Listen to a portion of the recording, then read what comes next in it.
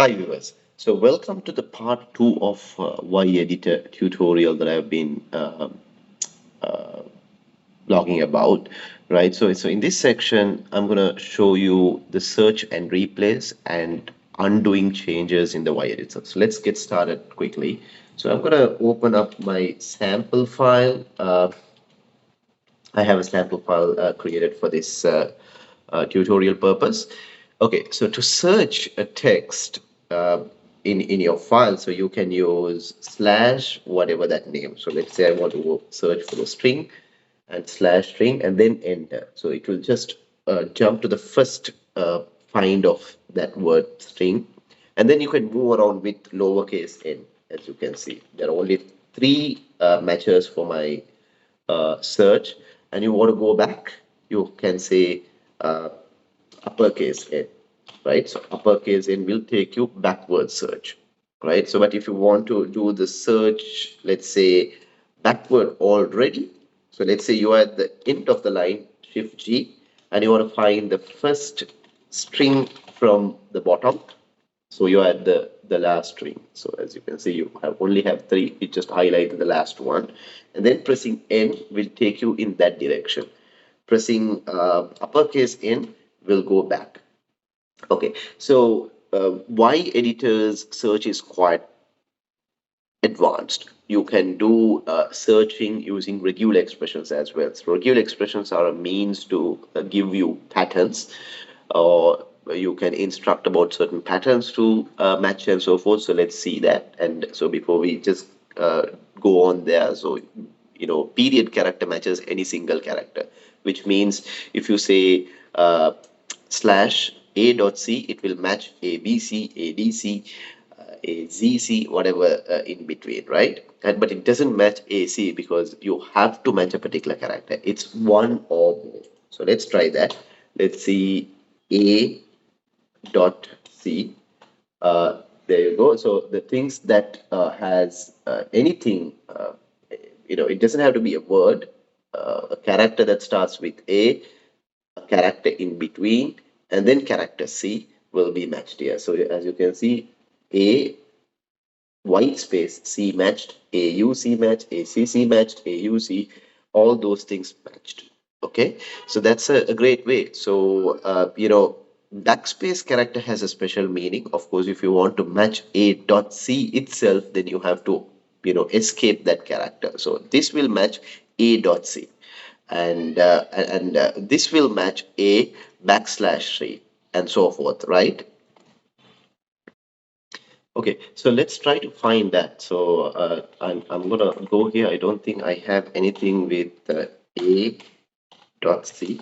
There's no match, but let's say I want to create that. So just to showcase, A dot C character is there. Now see, it's already matched.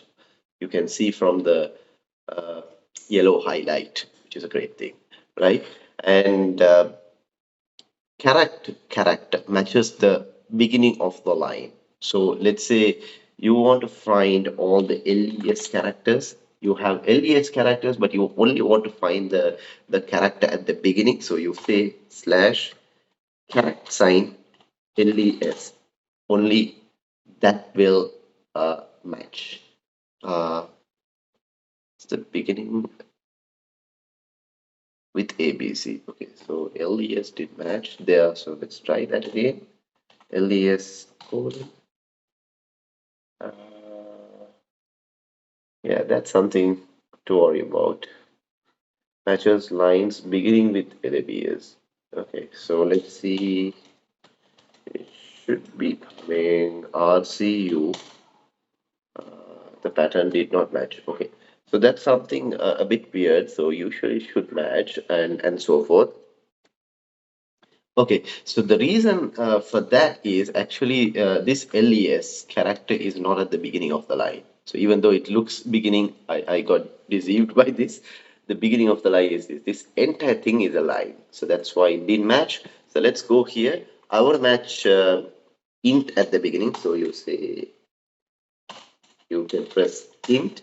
So it will match. So let's go have int here. It won't match, right? So because it just matches only things at the beginning. So let's find, similarly, the dollar sign will match only particular characters at the end of the line. So let's find the word last.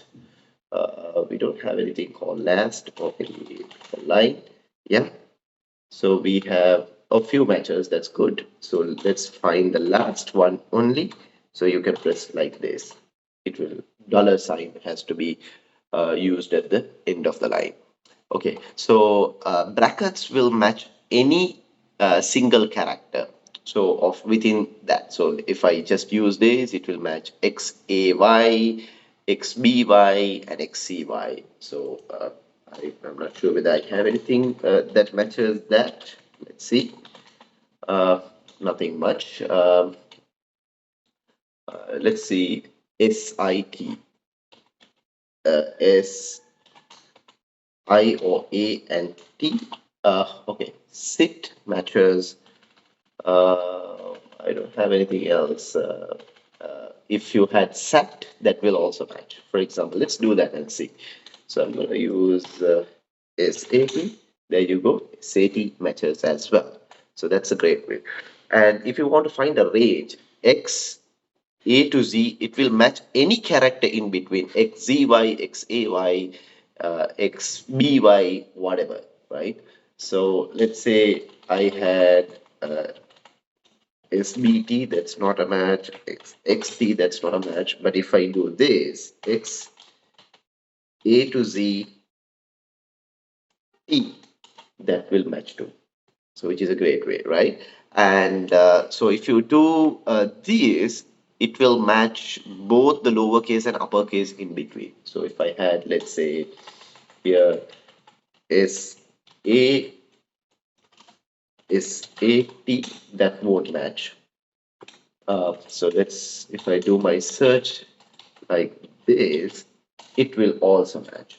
But if I do only that, only the uppercase one will match, which is a great way. And if you use the character sign inside these square brackets, that means it negates. I mean, it will not match anything that says XAY. Anything that is not a lowercase letter in between X and Y will not match. So that means XAY will not match.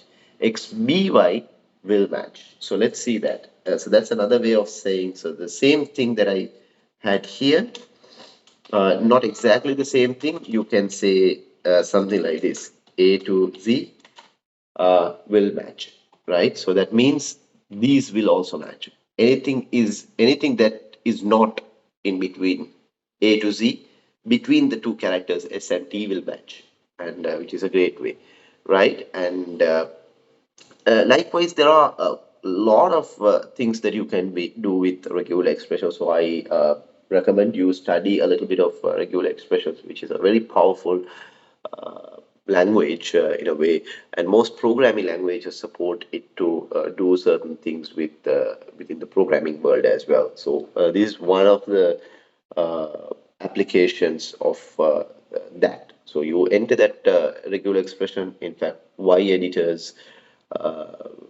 programming language, which is C, takes that and does the pattern matching for you, which is a great way, right? And yeah, so there are a lot of other things. So I'll be posting this text so you can experiment with this. And then we come to replacing. So replace the first occurrence of old to new on the current line. Okay, so let's see on the current line only. For example, I would like to come to this line. So in this line, I'm going to change the word string to uppercase, right? So what do I do? Slash, sorry, S slash string to string. If I do this, only the first line changes. Only the first thing changes, not this one. So, but I don't want that. I'm going to go back. So I will do this. Okay, so only that will come back. So let's say I want to change all the, you know, let's say if I find yes, there are a couple of yeses, yeah. So all these yeses to no. So let's say s, sorry, colon s slash yes.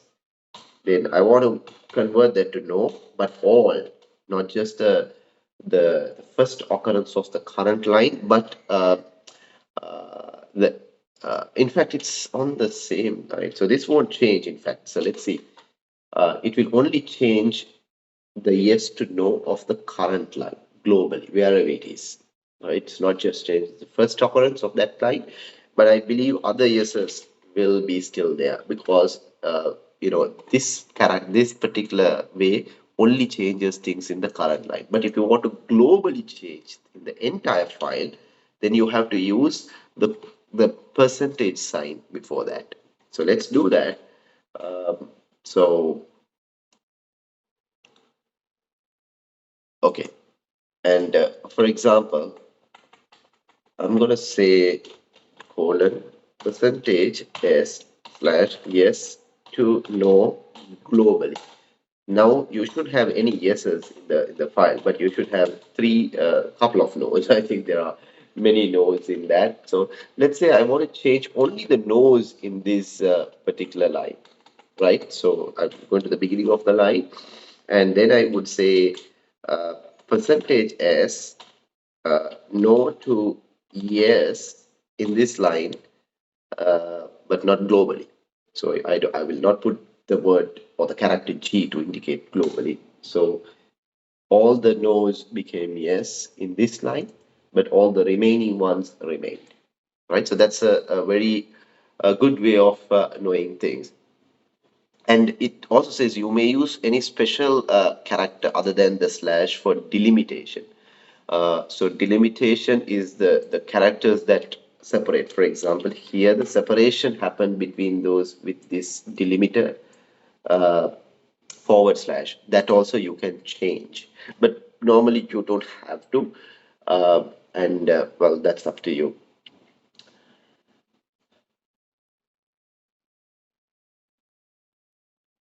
Okay,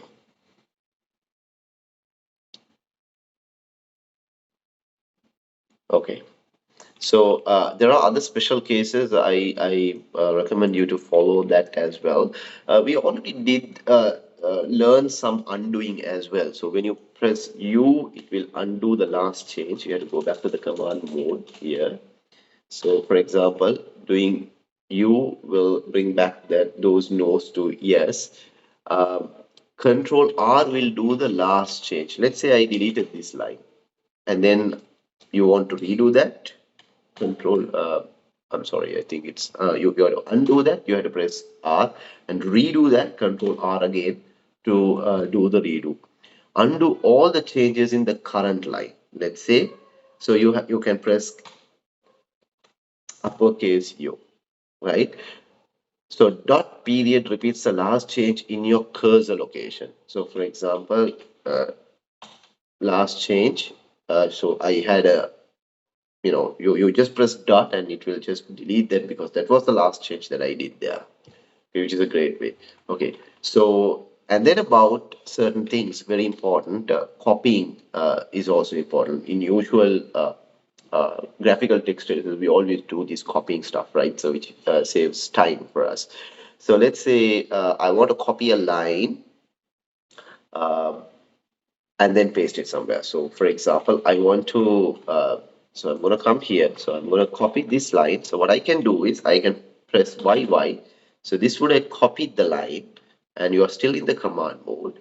And then you want to paste it in the next line. So for example, you just can go down there and press P and that will paste it in the text after the cursor, right? So you can keep putting that. So P, P, P. So I can undo that. Uh, and so before the cursor, if you want, you have to use capital P, for example. There you go. So after the particular cursor, you can say after the line, you can use that as well. And then DD to, do that. So that's all I have got for this section. So we'll cover the last section in the next video. So if you are enjoying this video, please subscribe to my channel below, and I will have all these notes put into the description section. Thanks for watching.